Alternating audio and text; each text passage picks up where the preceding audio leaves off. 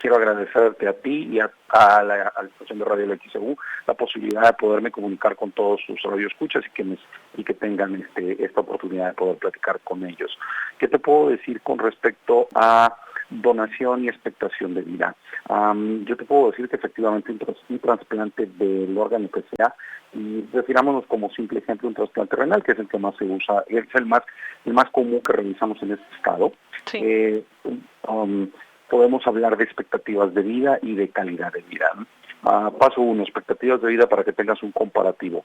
Cuando un paciente se encuentra en falla renal, ¿verdad?, que desafortunadamente su riñón no funciona y se encuentra en diálisis, podemos decir que si tú los llevas en un periodo de 5 años, eventualmente, desafortunadamente, 8 de cada 10 de estos pacientes no llegan a sobrevivir más allá de estos 5 años. No significa que todos, ¿verdad?, pero una gran mayoría. Ahora, si tú tienes un paciente al cual sometes un trasplante renal, 8 de cada 10 pacientes que se someten a un trasplante renal, pues viven más allá de 5 años. Entonces, como tú comprenderás, la estadística y la diferencia es impresionante. Y además de eso, pues no nada más es el tiempo, sino la calidad de vida.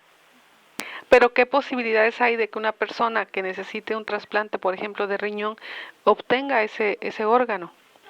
Bueno, ahí es a donde caemos a una situación un poco compleja, por llamarle de alguna forma, porque, uno, en este país, desafortunadamente, la gran mayoría de los trasplantes renales son de un donante vivo. Estamos en una proporción, y el resto son de un trasplante de alguien que ha fallecido.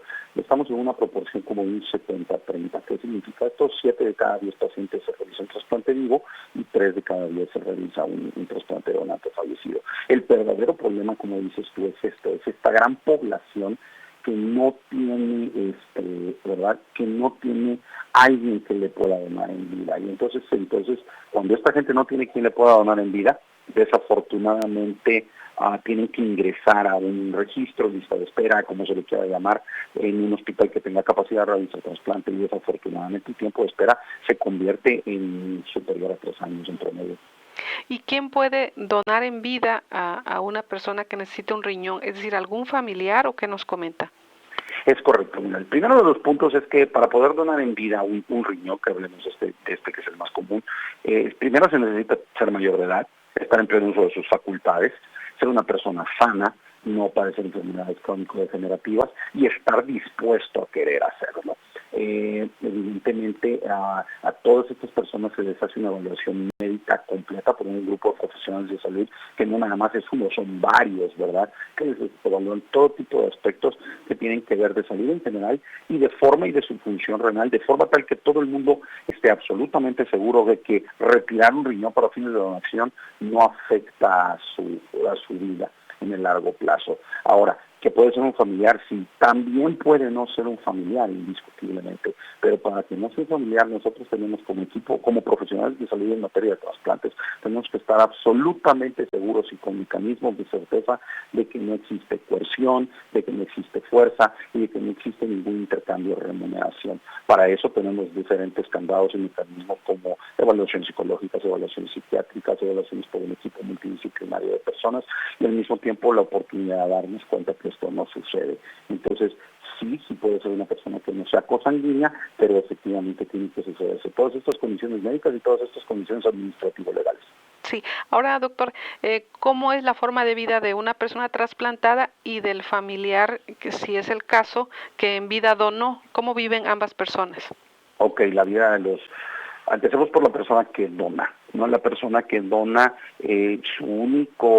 su única preocupación en la vida es no aumentar mucho de peso.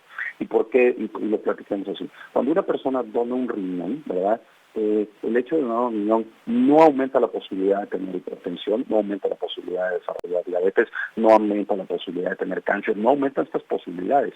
Y ahora, si por infortunio llegara a desarrollar alguna de estas condiciones, el hecho de vivir con un riñón no le va a afectar su enfermedad, no se le va a volver más agresiva ni mucho menos, porque precisamente por eso existe todo este protocolo de saber que se puede retirar.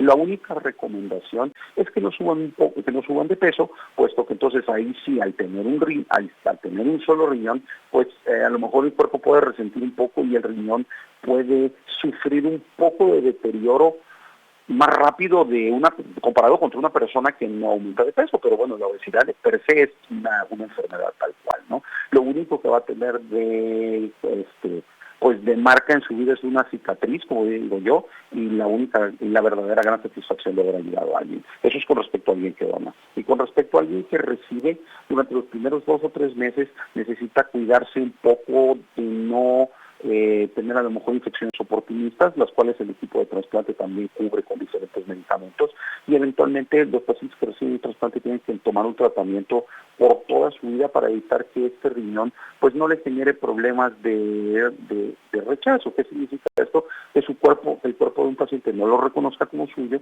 y que hay un proceso inflamatorio el cual vaya sobre ese órgano y lo deteriore. Afortunadamente la medicina ha avanzado tanto que estos pacientes puedan vivir años y años y años con un trasplante sin necesidad de que se pierda por estas causas.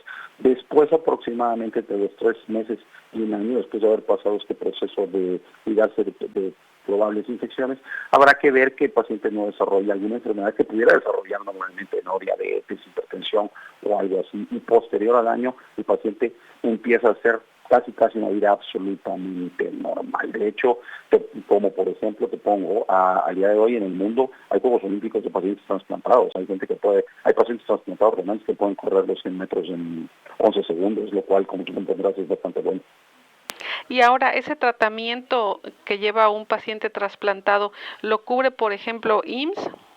Efectivamente, todas las instituciones de salud, todas las instituciones de seguridad social, llámese IMSS, ISSSTE, Fuerzas Armadas, institutos de salud de los estados, tienen la capacidad de poder dar este tratamiento inmunosupresor se llama, a todos, ¿sí me explico? Y cubrirlo en su totalidad. Eso también debemos de decir algo que es una pregunta que luego nos hacen a nosotros.